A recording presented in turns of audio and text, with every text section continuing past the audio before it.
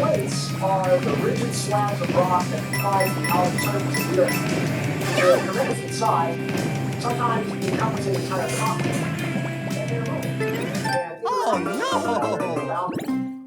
Because the plates are rigid, their interiors are relatively inactive tectonically. The boundary between plates, however, is defined by a high degree of tectonic activity.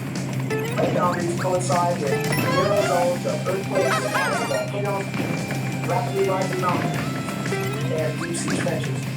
This long linear valley is one such plate boundary. This is the San Andreas Fault of California.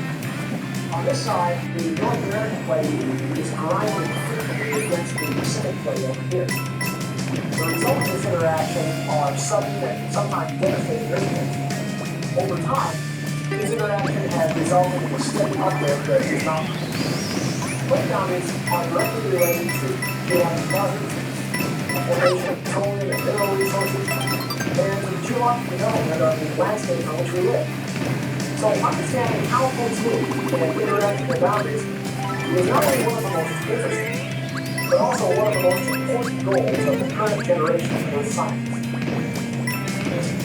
Rapid lightning net around the globe. The boundaries of the plates in most places do not correspond to the edges of the continents.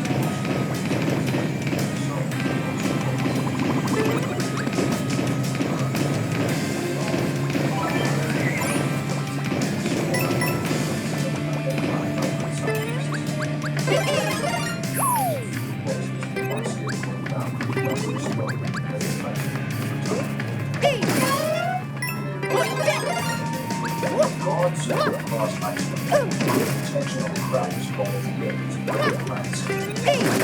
Small, shallow earthquakes occur in this strip zone. Geysers and hot springs are evidence that the crust is hot.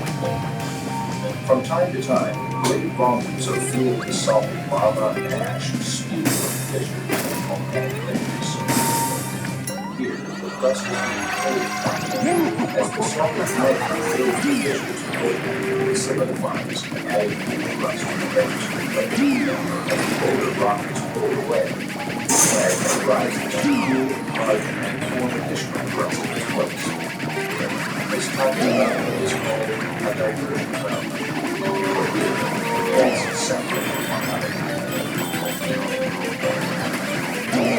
A dramatic example of this can be seen on the African continent.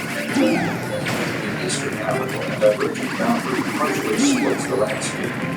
To the north, so much new crust is formed that Africa and Saudi Arabia, once joined together, have split apart, with the Red Sea flooding the wide valley. Drifting has also opened up the Gulf of Aden to the east. In time, these known seaways will grow larger, someday perhaps becoming as wide as the Atlantic today.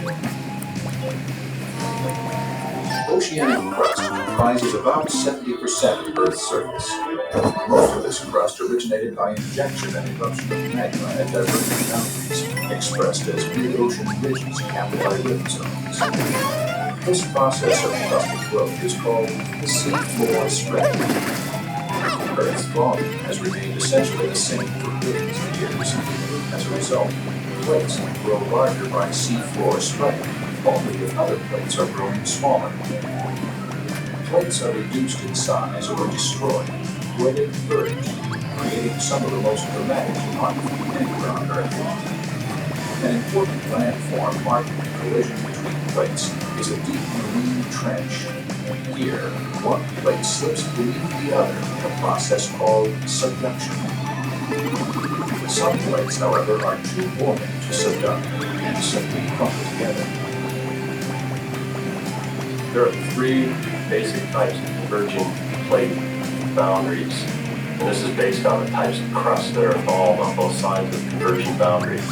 The first type would be an ocean-ocean convergence zone, and a good example would be the Mariana Trench and Islands.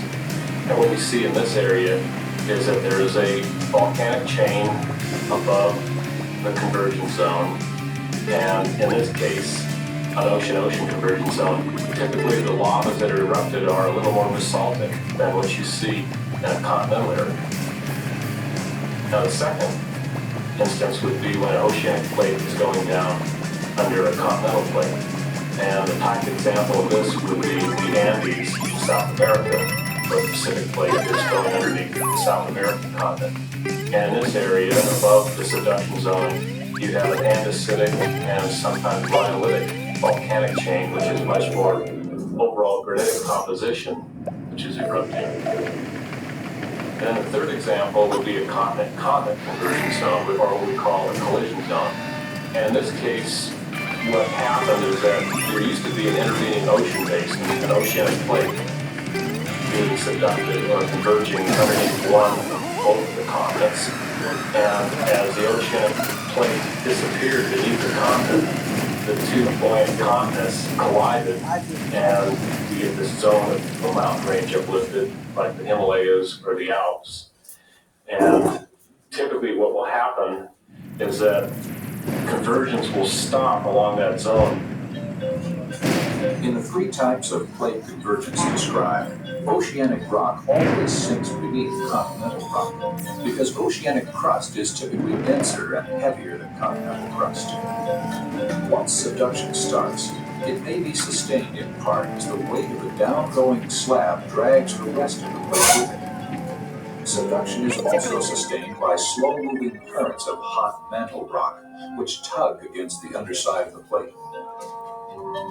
As the plate sinks, earthquakes occur within it. These quakes range from shallow events in the trench itself to very deep cataclysms near the deep end of the descending slab, as much as 700 kilometers beneath the surface.